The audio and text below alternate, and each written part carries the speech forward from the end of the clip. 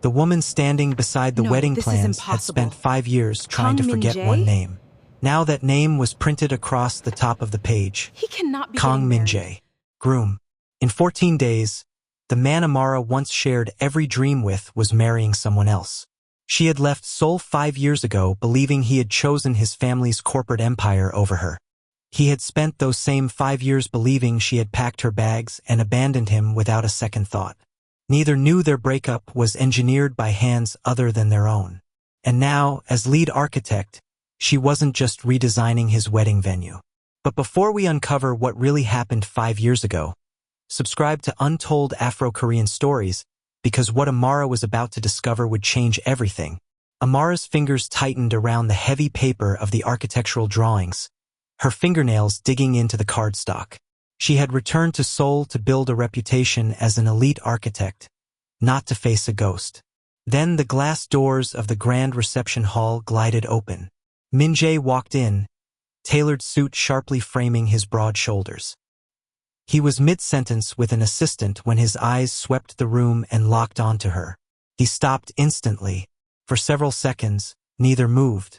The whir of the hotel climate control and the distant hum of traffic on the Seoul streets faded into silence. His dark eyes, intense and unervingly present, scanned her face as if checking whether she was real. "Do you two know each other?" The sharp voice belonged to Mrs. Kang, who stepped out from behind him, her eyes narrowing as she assessed Amara. Amara forced air into her lungs, swallowing the sudden wall of grief rising in her throat. She adjusted her blazer and met Min-jae's gaze. "Yes," Amara said, her voice smooth, professional, and dead steady. Min-jae's voice was lower, rough at the edges. "We used to." 14 days before the wedding of the year, the woman designing the hall was the only woman he had ever loved. "Architect Eze," Mrs. Kang said, her tone dripping with polite skepticism. "The agency assured us their top specialist in modern structure integration would handle the Kang Group's venue. I expected someone with more local prestige. I spent the last 4 years leading major structural modernizations in London and Abuja, Mrs. Kang," Amara replied, keeping her posture tall, her tone unbothered. "My specialty is taking traditional framework and giving it modern structural integrity. That is why your board hired me." Min-jae closed the distance between them, his dress shoes clicking against the polished floor. The subtle scent of cedar and rain hit her, the same cologne he wore during late nights in the Hongik University studio, drafting until dawn over cold cans of barley tea. "You're back," he murmured, his gaze completely ignoring the blueprints between them. "How long?" 3 weeks, Amara said, looking straight into his eyes.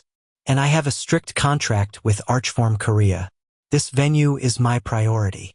"You shouldn't have taken this project," Min-jae said quietly, a flash of something raw passing over his face. "Why?" Amara asked, tilting her head with a faint, razor-sharp smile. "Is the Kang Group worried I can't deliver on time? Or are you uncomfortable, Mr. Kang?" Mrs. Kang cleared her throat forcefully. "Min-jae, if there is a conflict of interest from your school days, we can easily demand another team lead." "No," Min-jae snapped, his voice sharp enough to draw glances from the venue crew. He didn't break eye contact with Amara. "There's no conflict. Architect Eze is right. It's a job. She should do it." Amara unrolled the master layout on the glass display table. "Let's review the main pavilion. Your current plan places heavy glass panels over the eastern wall, but you're failing to account for how afternoon light hits this ridge. At 4 o'clock, the glare will blindingly hit the center aisle." She pointed to the structural cross-section. As she did, the side of her hand brushed against his wrist. Neither pulled away. The contact was electric, a sudden spike of warmth that sent a tremor straight up Amara's spine. Min-jae looked down at where their skin touched, his breath catching slightly before he raised his eyes back to hers. 4 o'clock, Min-jae said softly. "You always said 4 o'clock was the worst light for drafting, but the best light for seeing the raw frame of a building." The memory slammed into her without warning. 6 years ago, in a freezing campus workroom, Amara had been ready to tear up her thesis model after 3 failed load tests. Min-jae, the brilliant, distant heir who barely spoke to anyone, had silently sat beside her, taken her pencil, and shifted her primary load points by 3 millimeters. "You're trying to force the frame to hold weight it was never designed for," he had said in his calm, grounded Korean. "Architecture isn't about control, Amara.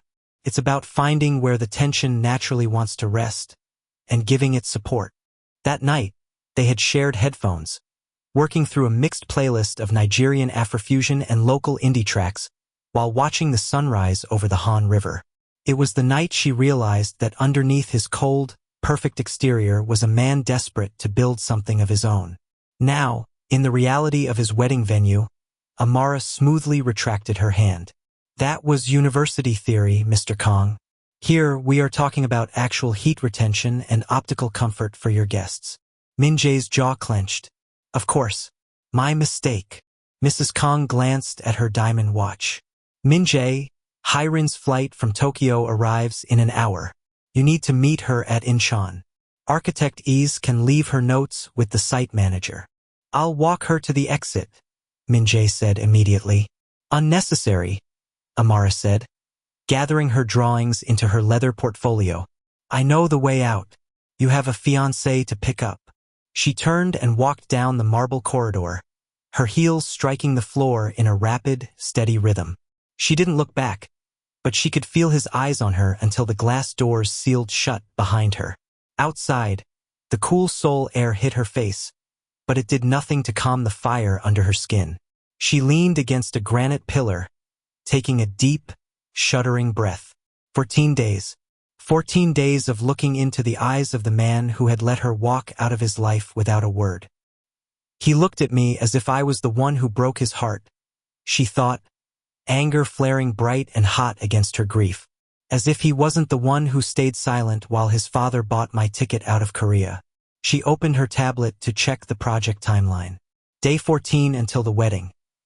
Amara pulled up the client file, intending to double-check the final guest parameters, but as her thumb scrolled past the venue specs, a small scanned attachment at the bottom of the file caught her eye. It was an early corporate clearance form signed 5 years ago by Kang Development, approving the demolition of her old university design studio.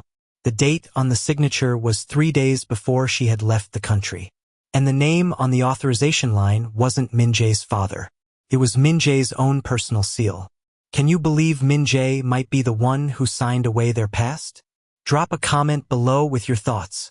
Don't forget to like, subscribe, and hit that notification bell on Untold Afro-Korean Stories so you never miss out secret behind Min-jae's signature.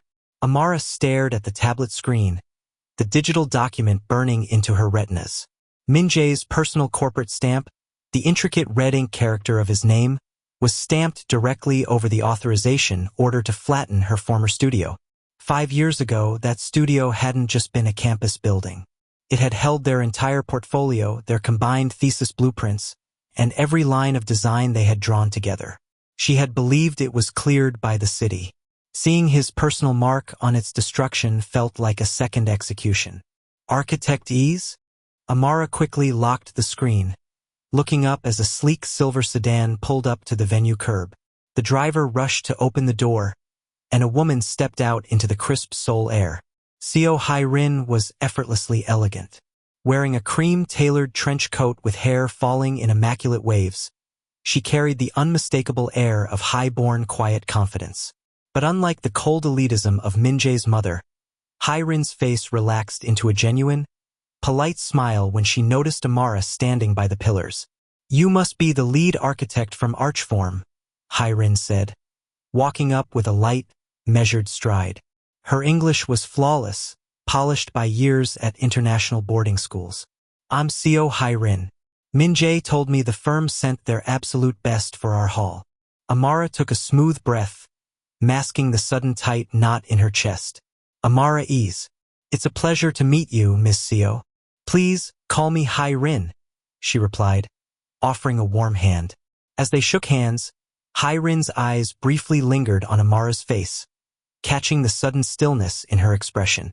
"Min-jae was supposed to meet me at the airport, but his assistant mentioned he was still inside reviewing structural revisions. Is he still in the main pavilion? He was just leaving, Amara said evenly. We were discussing the afternoon lighting across the central aisle. Hai-rin let out a soft, dry laugh, a trace of gentle exasperation in her eyes. Of course, lighting angles. Min-jae can turn even a wedding menu consultation into a structural analysis. He lives inside his head, doesn't he? The statement was light, but it struck Amara like a blunt blow. He lives inside his head. It was a phrase Amara herself had spoken dozens of times 5 years ago when trying to pull Min-jae out of his quiet, brooding silences.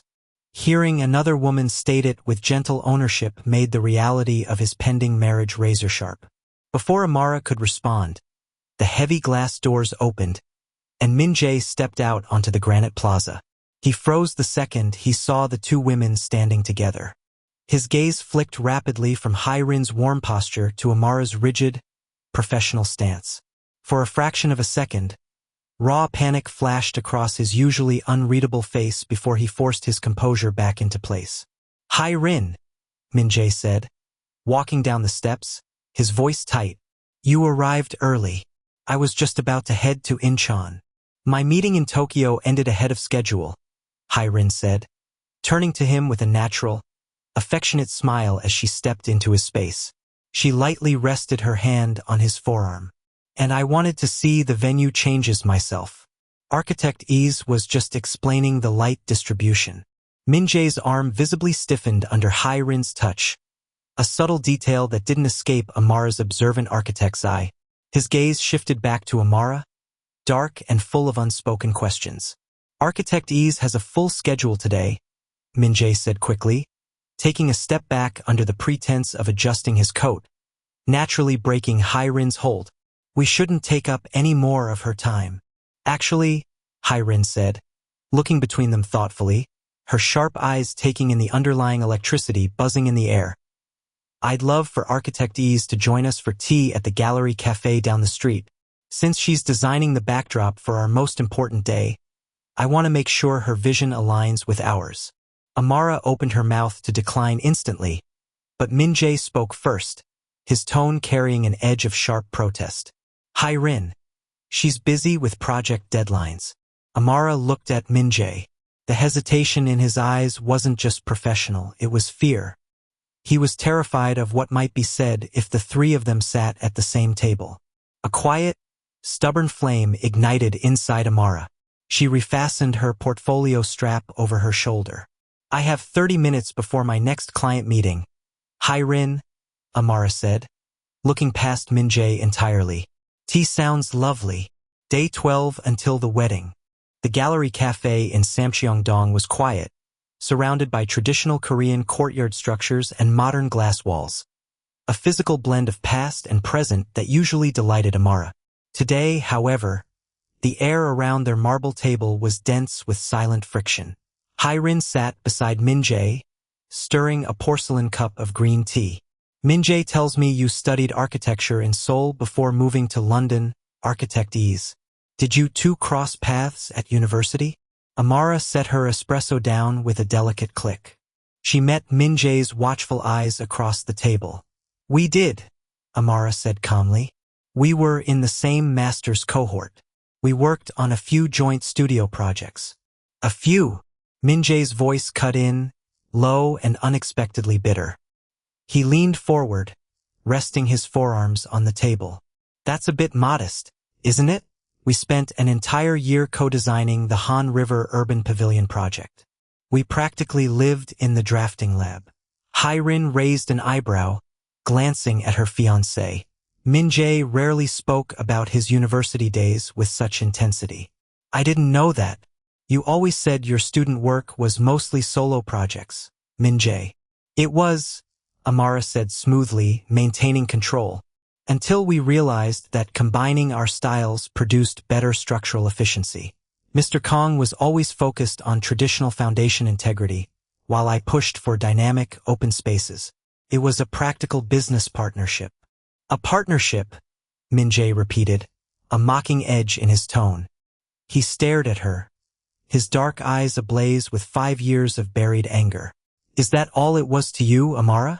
A temporary practical arrangement before you packed up and decided to rebuild somewhere else.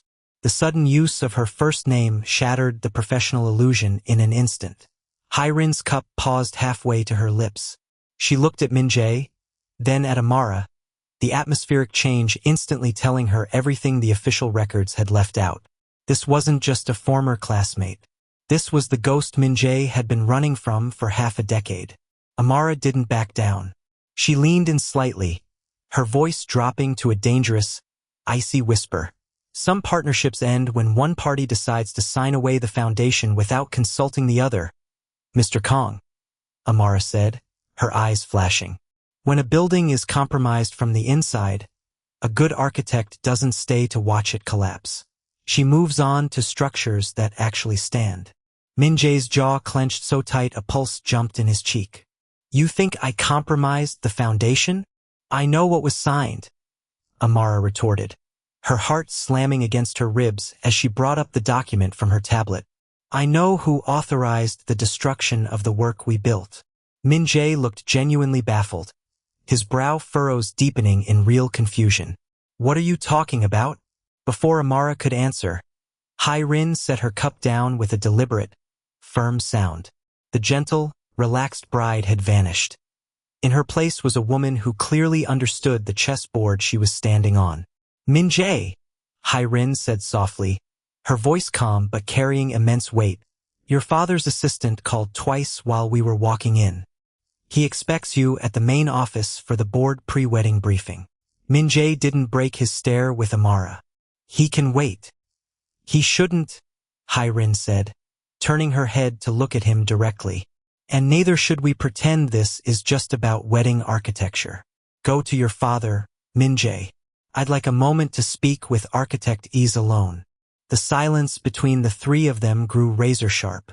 Min-jae looked between Hye-rin's unwavering gaze and Amara's cold composure.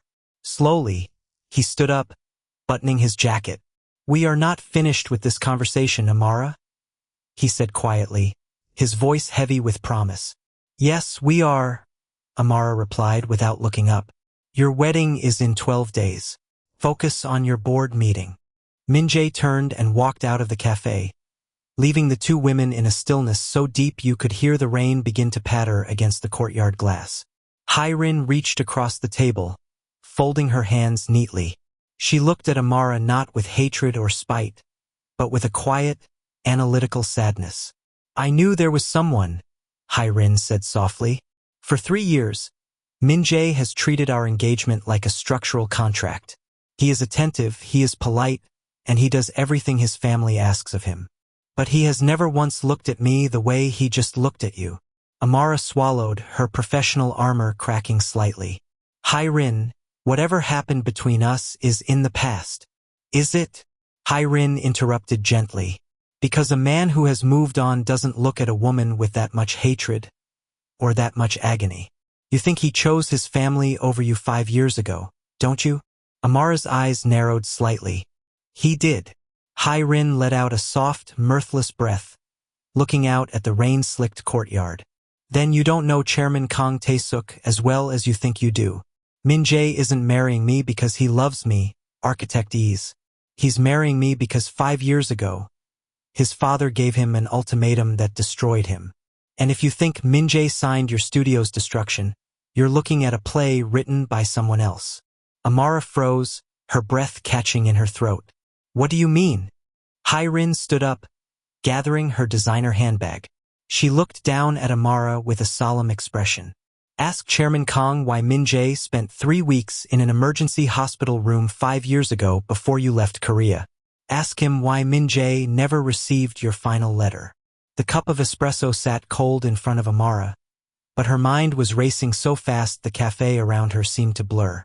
3 weeks in an emergency hospital room. 5 years ago, when Min-jae had stopped answering her calls, when his apartment was emptied overnight, when his father's secretary handed her an airline ticket and told her Min-jae had moved on with his corporate responsibilities. She had believed every word. She had assumed he had caved to his family's expectations and abandoned her. She had never known he was lying in a hospital bed while she was being ushered out of the country. Amara grabbed her portfolio, tossed several bills onto the table, and walked out into the pouring Seoul rain. Day 10 until the wedding. The rain continued to lash against the glass walls of the wedding venue pavilion. Construction workers had gone home for the evening, leaving the massive structural site quiet except for the rhythmic drip of water into steel runoff buckets. Amara stood alone on the temporary scaffolding, 12 feet above the main floor, adjusting a spotlight to test the reflection off the newly angled glass panels. Her hands were cold, her mind far away, still trapped in Hairin's words. A sudden heavy boot step echoed across the concrete below. Amara looked down. Min-jae was standing at the base of the scaffolding, his suit jacket removed, his white shirt sleeves rolled up to his elbows, revealing the broad forearms she used to trace with her fingertips during long design sessions.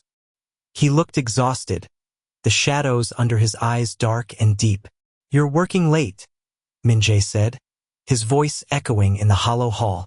"The lighting angle needed to be adjusted before tomorrow's steel framing arrives," Amara said, her voice echoing back. She kept her focus on the spotlight clamp, tightening the bolt. "You don't need to be here, Min-jae. Hairin told me what she said to you," he replied, taking 2 steps up the steel ladder. Amara's hand froze on the clamp. "She told you?"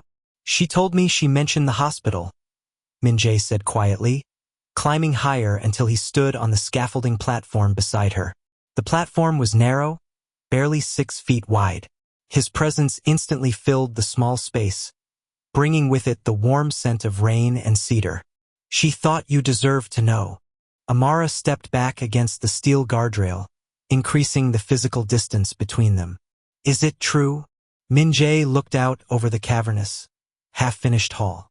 5 years ago, the night before we were supposed to meet at the airport to fly to your sister's wedding in Lagos, I was on my way to pick up our visas.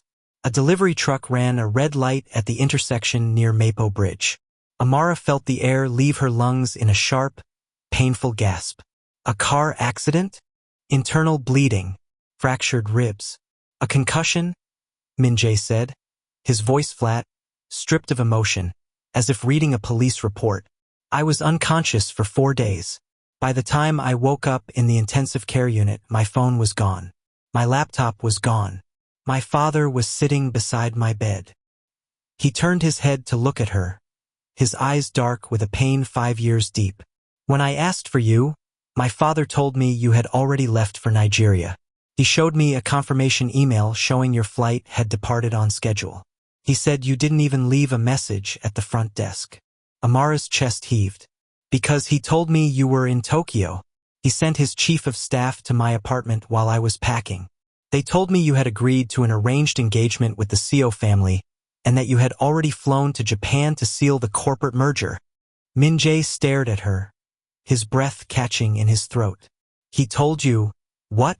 "He gave me a letter," Amara said, her voice cracking as 5 years of buried agony burst through her defenses. "A letter bearing your corporate seal, telling me that our relationship was an unsustainable distraction from your legacy. It said you were choosing your family, and that if I had any respect for your future, I would leave Korea without making a scene." Min-jae took a fast, violent step toward her, closing the space between them on the scaffolding. "I never wrote that letter, Amara. I never signed anything. My father controlled my seals while I was in the coma. How was I supposed to know that?" Amara shouted, tears finally spilling over her lashes, hot and fast down her cheeks. "I called you 100 times. Your phone was disconnected. I went to your father's office, and security threw me out onto the street in the rain. I thought you erased me. I would never erase you." Min-jae roared back, his hands slamming against the scaffold framework on either side of her, trapping her within his reach. His face was inches from hers, his breathing heavy, ragged, and raw. "I searched for you for 6 months after I could walk again. I flew to London. I went to your old campus address. You had changed your number. You vanished. Because I was bleeding out inside." Amara cried out, her hands coming up to push against his chest. But instead of pushing him away, her fingers locked into the fabric of his shirt. "I thought the man I gave my entire heart to traded me for a board seat. I traded nothing. Min-jae yelled, his voice breaking. I have lived in a prison for 5 years. Every building I designed, every contract I signed, every room I walked into, I was looking for you. I never stopped loving you, Amara. Not for a single second. The declaration hit the empty hall like a thunderclap. Amara froze, her hands still clutching his shirt, her eyes wide as she looked up into his tormented face. The rain beat furiously against the glass roof above them, framing the two of them in a storm of noise and raw emotion. Min-jae looked down at her lips, his chest rising and falling heavily. Tell me you don't feel it, he whispered, his hands trembling where they held the steel bars. Tell me you look at me and feel nothing. Amara couldn't speak. The lie died in her throat. Min-jae slid his hand from the steel beam to the side of her neck, his thumb gently tracing her jawline, brushing away a warm tear. The touch was so tender, so familiar, that Amara let out a small, shuddering breath and leaned into it despite herself. Slowly, deliberately, Min-jae leaned down and pressed his lips to hers. The kiss wasn't gentle at first. It was a desperate, explosive crash of 5 years of denial, grief, and unyielding longing. Amara's fingers tightened in his hair, pulling him closer as she kissed him back with equal fire, letting every ounce of her unspoken pain melt into the heat of his mouth. For a few breathless seconds, the wedding vanished. The past vanished. There was only Min-jae, holding her as if she were his only lifeline in a drowning world. Then reality crashed back. Amara abruptly placed both hands against his shoulders and pushed him back. Min-jae stumbled back slightly on the narrow platform, his eyes dazed, his lips flushed. Amara! Amara backed away until her spine hit the far guardrail, her chest heaving, her mind spinning in horror at what had just happened. No, she breathed, wiping her mouth with the back of her hand. Amara, listen to me.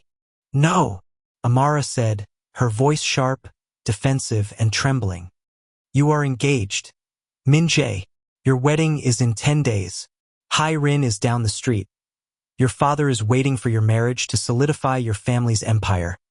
And you just kissed me on the scaffolding of your wedding hall. I don't care about the empire, Min-jae said fiercely, stepping toward her again. I never did. Then why are you still in it?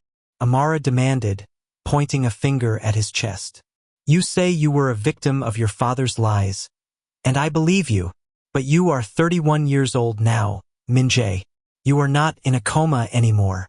Yet you are still walking down that aisle in 10 days because you are too afraid to stand up to Kang Tae-suk. Min-jae flinched as if she had struck him across the face. I will not be your secret, Amara said, her voice cold and resolute, though tears continued to spill from her eyes. I will not be the woman you kiss in the dark while you give another woman your name in the light. If you want a life with me, you have to choose it openly. And right now, you are still a coward in your father's house. She grabbed her portfolio, maneuvered past him on the narrow scaffold, and climbed rapidly down the steel ladder. Amara! Min-jae called down from above, his voice filled with anguish. Amara, wait! She didn't stop. She ran out of the venue into the pouring rain, leaving him standing alone in the shadows of the hall he was supposed to marry in. Amara didn't sleep that night. In her small studio apartment in Seongsadong, she spent the remaining hours of darkness hunched over her desk, tracing the digital records of Kang development.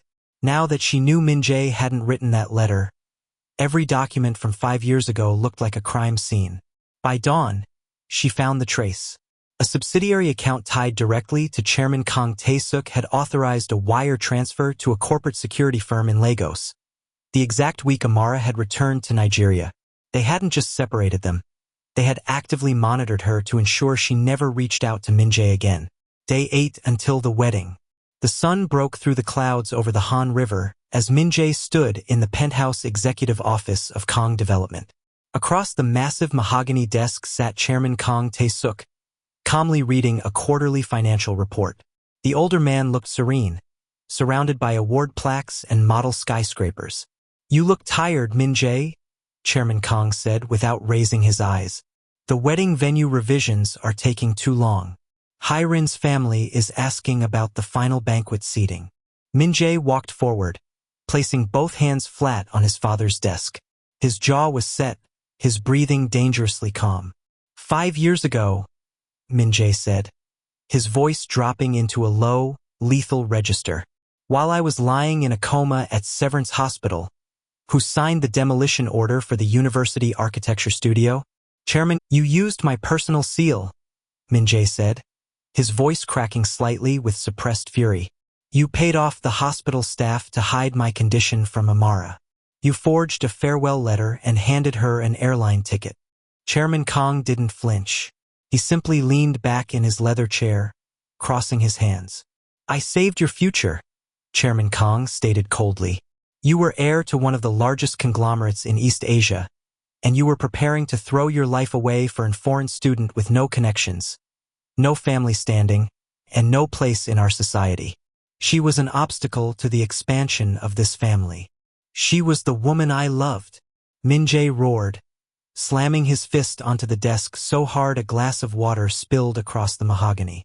Love does not maintain a corporate board, Chairman Kang countered, his voice rising, sharp as broken glass. Look around you. Everything you have, your title, your projects, your reputation, was built on the stability this family provided while you were too weak to make proper choices. Hye-rin's family brings 3 major transport networks into our portfolio. That girl brought you nothing but distraction. She brought me life, Min-jae said softly, tears of rage burning his eyes. Something you have spent 30 years ensuring I never experienced. The wedding is in 8 days, Chairman Kang said, his face hardening into stone. You will walk down that aisle, Min-jae. If you even think about ruining this merger, Archform Korea will lose every contract they hold in this country, starting with Architect Ise's visa sponsorship. Do not test me. Min-jae stared at his father, realizing the horrifying truth. He was 31 years old, yet his father still held the power to destroy the woman he loved. Day 6 until the wedding. At the venue, Amara was overseeing the installation of the main glass arch when Min-jae walked in. He looked hollowed out, as if he were carrying the weight of the whole city on his shoulders. She stepped off the main stage and walked over to him, keeping her stance strictly professional in front of the crew. Mr. Kang, she said, the eastern support beams are in place. We need your final approval on the altar canopy. Min-jae didn't look at the altar. He looked at her eyes, seeing the exhaustion and guard she still kept up. Come with me, he said quietly. Please. He led her out the side entrance into a quiet, shaded courtyard behind the venue. A small, tucked-away garden filled with bamboo and gray slate stones. My father threatened your visa, Min-jae said without preamble, his voice tight. If I step away from the wedding, he will make sure Archform cancels your contract and blacklists you in Korea. Amara felt a sharp chill run down her back, but she didn't flinch. She let out a dry, incredulous laugh. So that's your reason? You're going through with this wedding to protect me again. Amara, you don't know what he is capable of. No, Min-jae, you don't know what I am capable of. Amara snapped, stepping directly into his space, her eyes flashing with fierce independence. I am not a helpless student anymore. I built my career without your father's approval, and I can build it somewhere else if I have to. I did not come back to Seoul to be your excuse for staying in a cage. Min-jae looked at her, stunned by the sheer power and pride in her voice. I don't need you to save my job, Amara continued, her voice trembling with intense emotion. I needed you to stand up and say that I mattered. 5 years ago you couldn't, and right now, you're still letting him decide who you are. I am trying to fix this, Min-jae pleaded, reaching out to grasp her hand. I am trying to figure out how to dismantle 5 years of his control without destroying everything. Amara looked down at his hand holding hers. Her heart ached, wild and heavy with the undeniable love she still carried for him. But she gently, firmly pulled her fingers out of his grip. You have 6 days, Min-jae, she whispered, looking into his eyes. 6 days until you promise your life to someone else. Stop trying to protect me. Protect yourself. Figure out who you are when your father isn't pulling the strings. Before he could answer, a shadow fell over the courtyard entrance. Hyrin stood by the bamboo gate, holding a box of wedding favors. She had seen them holding hands. She had heard every word. Enjoying this intense story? Don't forget to like, subscribe, and hit the notification bell on Untold Afro-Korean Stories, so you never miss the next part of Amara and Min-jae's emotional journey. Drop a comment below. Do you think Min-jae will find the courage to stand up to his father before the wedding? Hyrin didn't yell or throw the box in her hands. She stood frozen under the wooden arches of the garden gate, her eyes moving slowly from Amara's tear-stained cheeks to Min-jae's outstretched, trembling hand. Hyrin, Min-jae breathed, stepping forward, his voice choked with guilt. I don't, Hyrin said quietly, raising one manicured hand to stop him. Her face was deathly pale, but her posture remained straight, honed by a lifetime of elite discipline. Don't apologize to me, Min-jae. You've been apologizing to me with your eyes for 3 years. I'm tired of accepting empty regrets. Amara took a step back, her chest tight. Hyrin, this isn't. Architect Ease, please, Hyrin interrupted softly, her voice remarkably steady despite the glitter of tears in her eyes. I am not blind. I knew when I agreed to this engagement that Min-jae was emotionally absent. I told myself it was just his personality, that he was quiet, focused on work. But the past week has made me realize something painful. She walked into the courtyard, the slate stones clicking softly under her heels. She stopped a few feet from Min-jae, looking up into his face. You aren't incapable of emotion, Min-jae, Hyrin whispered, a single tear slipping down her cheek. You just don't have any left for me. You gave it all away 5 years ago, and you've been living like a ghost ever since. Min-jae swallowed hard, his voice barely audible. Hyrin, I am so sorry. I tried to honor our family's arrangement. That's the problem. Hyrin's voice finally cracked, sharp and full of long-suppressed pain. You treated us like an arrangement.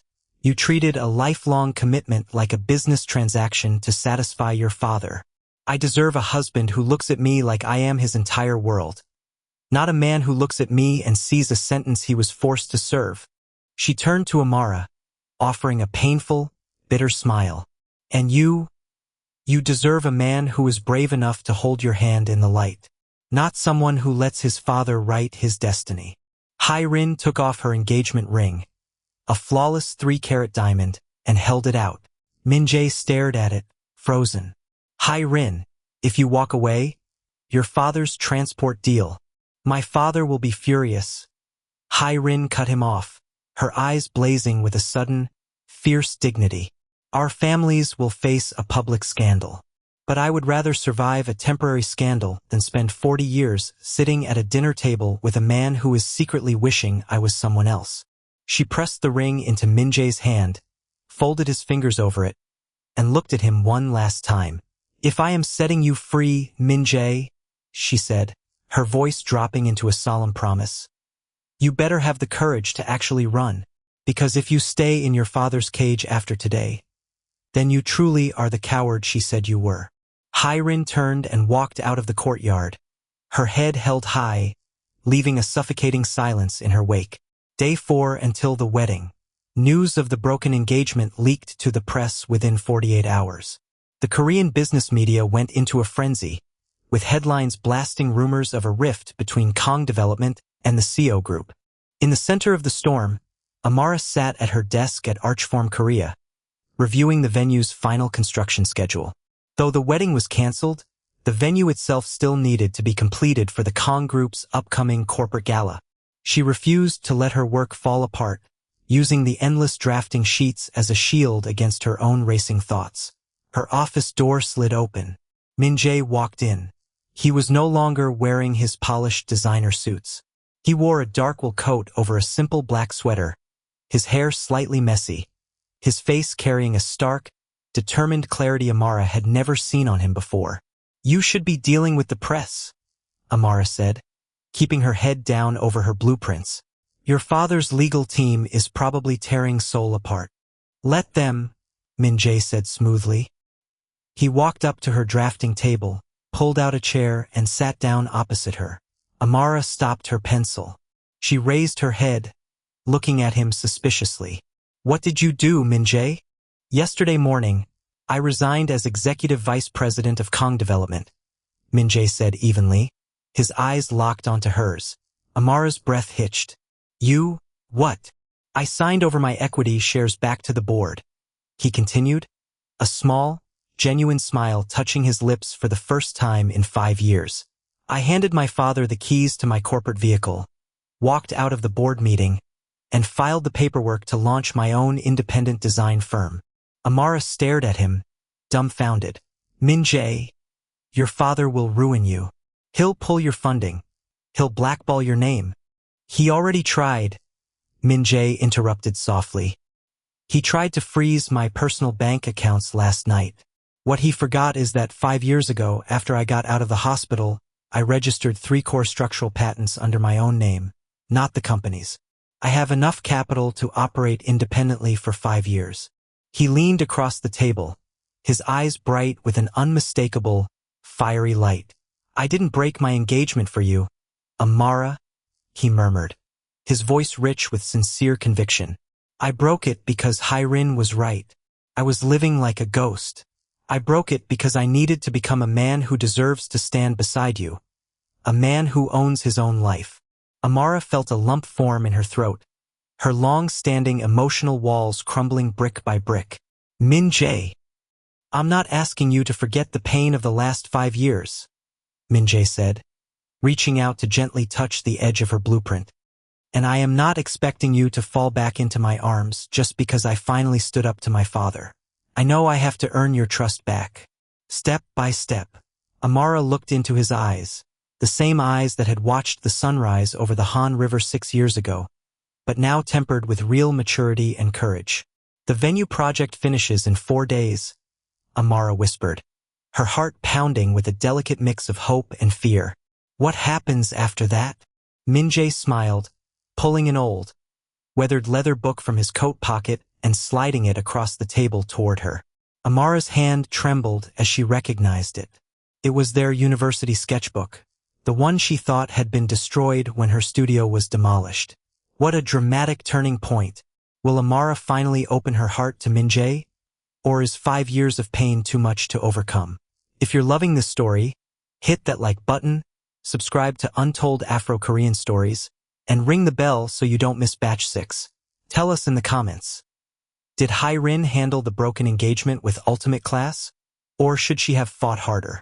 Amara's hand hovered over the worn leather cover of the sketchbook. The edges were slightly singed, the leather cracked with age, but as her fingertips brushed against it, a rush of warmth flooded her chest. How do you have this? She whispered, lifting her eyes to Min-jae. The demolition order. I rushed to the studio the morning after I woke up in the hospital, Min-jae said, his voice quiet with deep reverence. The heavy machinery was already in the courtyard. My father had locked the doors, but I climbed through the rear fire escape. This was the only thing I could pull from your desk before security removed me. Amara carefully opened the cover. Inside were pages of pencil drawings from 6 years ago. Early structural drafts, cross-sections of bridges, and rough charcoal sketches of their student days. On one page was a drawing of Amara, fast asleep over her drafting board, her pencil still held loosely between her fingers. Below it, in Min-jae's neat handwriting, were the words, "The architect who builds without fear."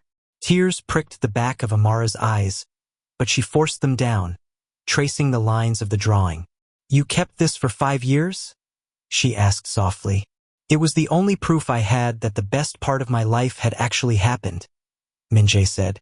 My father spent 5 years trying to convince me that our time together was just a temporary phase of my youth. But every time I looked at these pages, I remembered who I was when I was with you. Amara slowly closed the book, holding it against her chest. The pain of the past 5 years hadn't completely vanished. The ghost of her isolation in Lagos, the bitter nights spent questioning her own worth. But for the first time, the heavy weight in her chest began to shift. Min-jae, she said, looking straight into his eyes. You resigned from your father's company. You broke your engagement. But what happens now? The venue is days away from completion. Chairman Kang isn't going to let this end quietly. Let him try, Min-jae replied, a cool, quiet steel in his tone. The venue isn't just a wedding hall anymore. The Kang Group scheduled their 30th anniversary global gala in that exact pavilion in 48 hours. The international press, investors, and board members are already flying in. Amara's eyes widened slightly. And you're going to hand over the venue? You and I are going to hand it over together, Min-jae said with a faint smile. As lead architects, we are going to present the completed structural redesign as an independent venture. My father wanted to use our work to cement his control. Instead, we are going to show the industry what happens when a foundation is built on truth. Day 2 until the gala. The final 48 hours passed in a storm of intense, laser-focused work. Amara and Min-jae moved around the grand venue like a synchronized machine. Gone were the guarded silences and bitter undertones. In their place was the electric, natural rhythm they had shared in university, challenging each other's spatial layouts, adjusting acoustic panels, and fine-tuning the dramatic glass canopy above the central hall. At midnight before the opening, the construction team cleared out, leaving the vast space immaculate. Amara stood in the center of the main hall, looking up at the vaulted glass roof. Outside, the late-night lights of Seoul filtered through the newly angled glass panels, casting a soft, starlit glow across the polished marble floor. There was no harsh glare, no thermal trap, only a breathtaking, floating canopy of light and frame. A pair of heavy footsteps sounded behind her. Min-jae walked up, carrying 2 warm cans of barley tea. He handed one to her without a word. Amara took the can, a small, genuine smile curving her lips as she looked at it. Barley tea? You're sticking to traditional tea for a multi-million-dollar venue launch. It worked for our thesis, Min-jae said, stepping beside her and looking up at the glass ceiling. You fixed the sunlight angle perfectly. We fixed it, Amara corrected gently, taking a sip. Your support bracket design gave the glass room to flex against the wind. Min-jae stood close enough that his shoulder brushed hers. Amara, 5 years ago, when you were packing your bags to leave Seoul, did you ever look back at the city from the airplane? Amara's smile faded into quiet reflection. I stared out the window until the lights of Incheon disappeared into the clouds. I told myself I would never set foot in Korea again. I told myself I hated this place. And now? Min-jae asked, turning his head to look at her profile in the dim starlight. Amara turned her head to meet his gaze. Now I realize I didn't hate Seoul, Min-jae. I was just grieving the life I thought I lost. Min-jae reached out, his warm fingers gently lacing through hers. This time, Amara didn't pull away. She let her hand rest firmly in his, feeling the steady, reassuring pulse of his heart through his palm. I can't undo the 5 years we lost, Amara, Min-jae murmured softly, his thumb tracing the back of her hand. I can't erase the pain my father caused you, but I promise you, every line I draw from this day forward will be my own choice. And if you'll let me, I want to choose you every single day. Amara felt a warm tear slide down her cheek, but this time, it wasn't born of grief. It was the quiet washing away of 5 years of resentment. Step by step, Min-jae, she whispered, her voice full of tenderness. We rebuild step by step. Before he could answer, the side doors of the pavilion slammed open, shattering the quiet sanctuary. Chairman Kang Tae-suk stepped onto the marble floor, flanked by 3 senior company executives and a team of corporate lawyers. His face was dark with thunderous rage. The tension is reaching its boiling point. How will Chairman Kang react when he sees Amara and Min-jae standing together in the hall he tried to control? Don't forget to like, subscribe, and hit the notification bell on Untold Afro-Korean Stories so you don't miss the epic climax in Batch 7. Drop a comment below. Do you think Chairman Kang can do anything to stop them now? Or is it already too late? Chairman Kang's footsteps echoed off the high glass walls like heavy gunfire. Behind him, the executive team stood rigidly, portfolios in hand, while 2 security officers remained near the entrance. Min-jae didn't drop Amara's hand. He shifted slightly, placing himself half a step in front of her, but Amara squeezed his fingers firmly and stepped up beside him, facing the older man as an equal. "So this is where you've been hiding," Chairman Kang said, stopping 10 feet away. His gaze cut into Min-jae with cold, disappointed venom before flicking to Amara. "And you brought her back into the center of my company's milestone event. This isn't your event anymore, father," Min-jae said, his voice calm, low, and completely devoid of the fear he used to carry. "I am the chairman of Kang Development," the older man barked, stepping closer. "I built this empire. You think throwing a temper tantrum, resigning your title, and ending a crucial corporate alliance makes you a hero? You are throwing away your life for a fantasy that failed 5 years ago." "It didn't fail," Amara spoke up, her voice ringing clear and steady across the hall. "You sabotaged it. You forged letters, controlled medical records, and used corporate security to isolate a 23-year-old student. You didn't protect your son, Chairman Kang. You robbed him." Chairman Kang's jaw tightened, his eyes narrowing into slits. "I did what was necessary to ensure the Kang family legacy survived. Look at this venue. It was built on Kang Group capital and designed entirely under my personal patents." Min-jae cut in, pulling a thick legal folder from his coat and tossing it onto the display table. "Those documents were filed yesterday afternoon. The structural modifications to this main pavilion, the glass tension arches, the thermal distribution frame, the entire interior layout, are registered under my independent firm, Archem, in partnership with Archform International."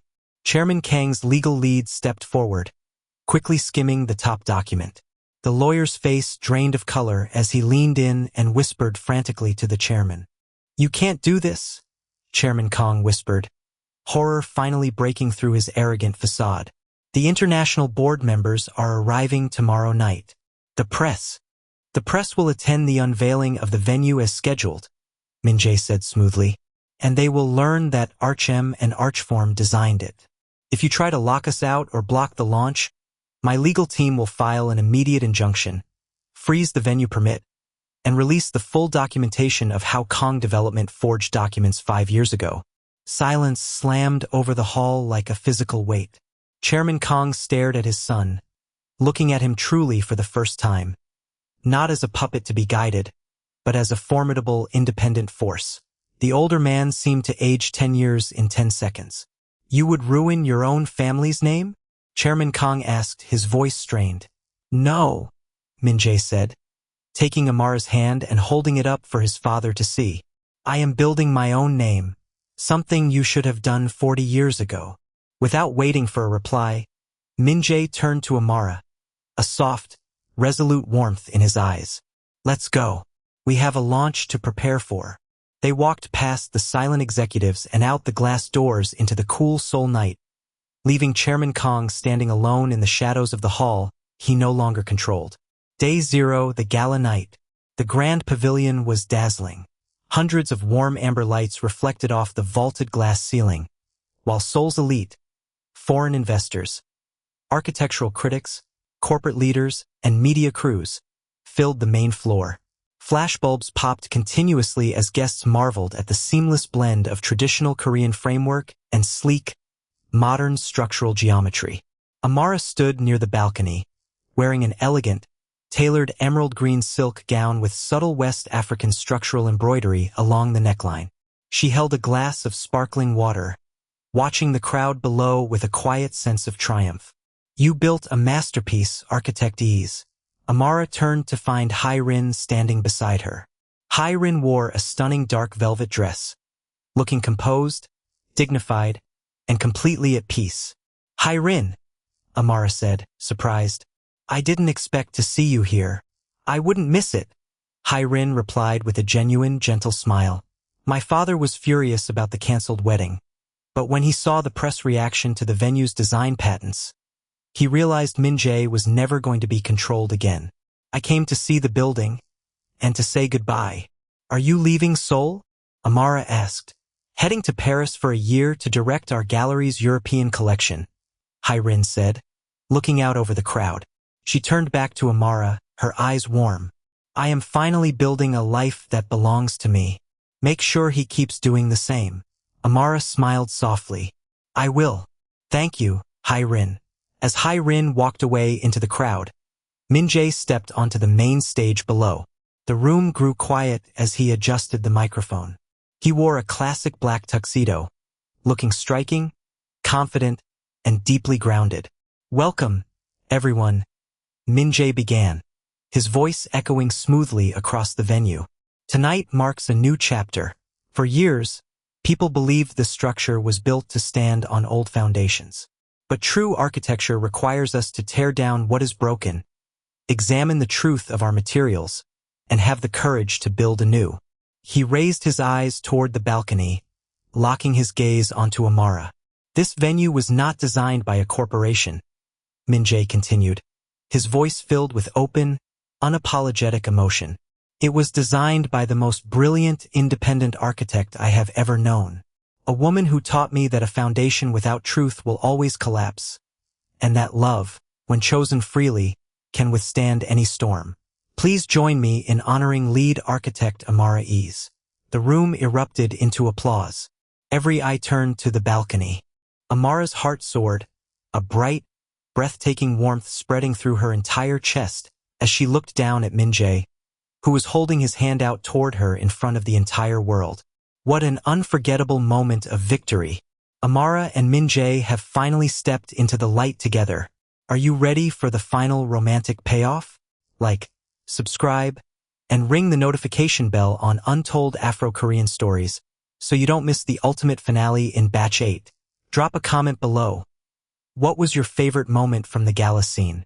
6 months later, the late autumn sun cast a warm, amber glow across the tranquil waters of the Han River.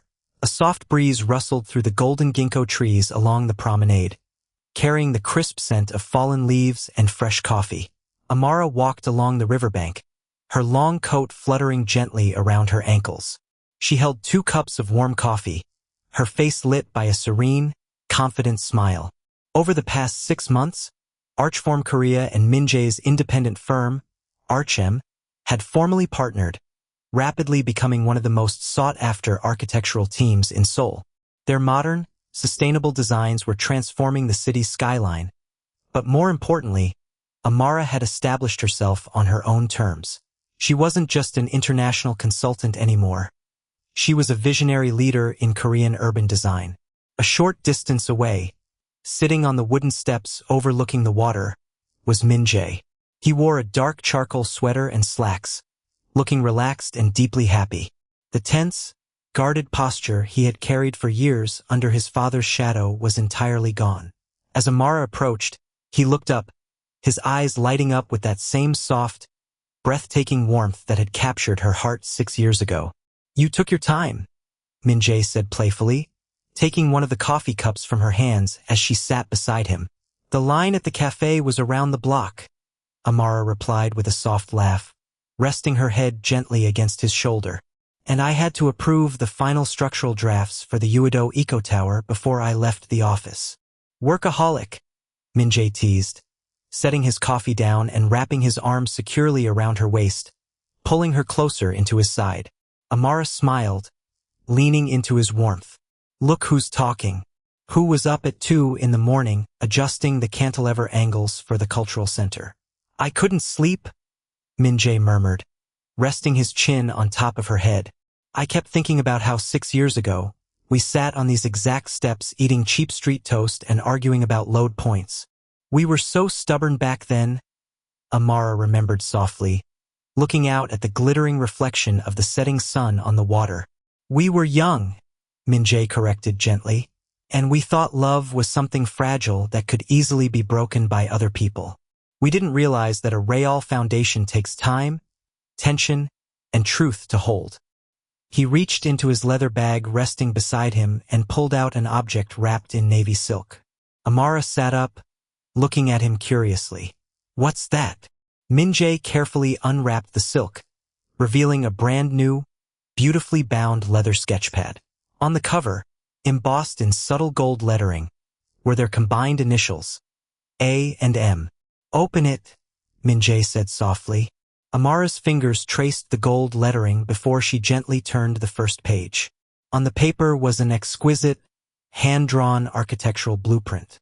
It wasn't a commercial tower, a grand venue, or a public pavilion.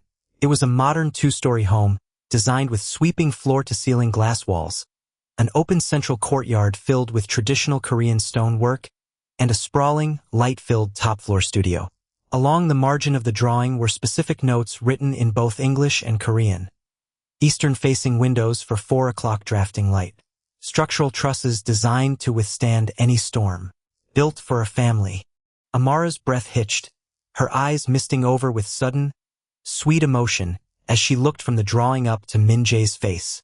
"Is this?" Min-jae slid off the step, kneeling down on one knee in front of her on the wooden deck. He reached into his pocket and pulled out a small velvet box, opening it to reveal a custom-designed ring. A stunning, radiant-cut solitaire diamond set on a band shaped like interlocking structural arches. "5 years ago, someone else tried to write our story for us," Min-jae said, his voice deep, clear, and steady, filled with unshakable devotion. "We lost time, we lost years, and we carried so much pain. But finding you again made me realize that my life only begins when you are in it. I don't want to just share projects with you, Amara. I want to build a life with you, a real foundation, a future that belongs entirely to us." He looked up into her eyes, his hands holding hers firmly. "Amara Eze, will you marry me?" Amara looked at the ring, then at the blueprint of the home they would build together, and finally into the eyes of the man who had fought through his own darkness to stand before her openly and without fear. A single tear slipped down her cheek, but a wide, radiant smile broke across her face. "Yes," Amara whispered, her voice overflowing with love. She leaned down, slipping her arms around his neck as he stood up, lifting her into a warm, triumphant embrace. "Yes, Min-jae. 1,000 times, yes." Min-jae held her tight against his chest, sliding the ring onto her finger before capturing her lips in a deep, passionate kiss as the sun set over the Han River. They had started as 2 students sharing a dream on a cold studio floor. They had been separated by lies, distance, and heartbreak. But they had survived the storm, dismantled the cages of the past, and built a love that no one could ever destroy again. Thank you so much for watching this complete 50-minute emotional journey on Untold Afro-Korean Stories. If Amara and Min-jae's second chance love story touched your heart, please leave a like, subscribe to the channel, and turn on all notifications so you never miss our next blockbuster Afro-Korean romantic drama. Comment below. What was your absolute favorite scene in this 8-part story? Would you have forgiven Min-jae after 5 years? Let's talk in the comments.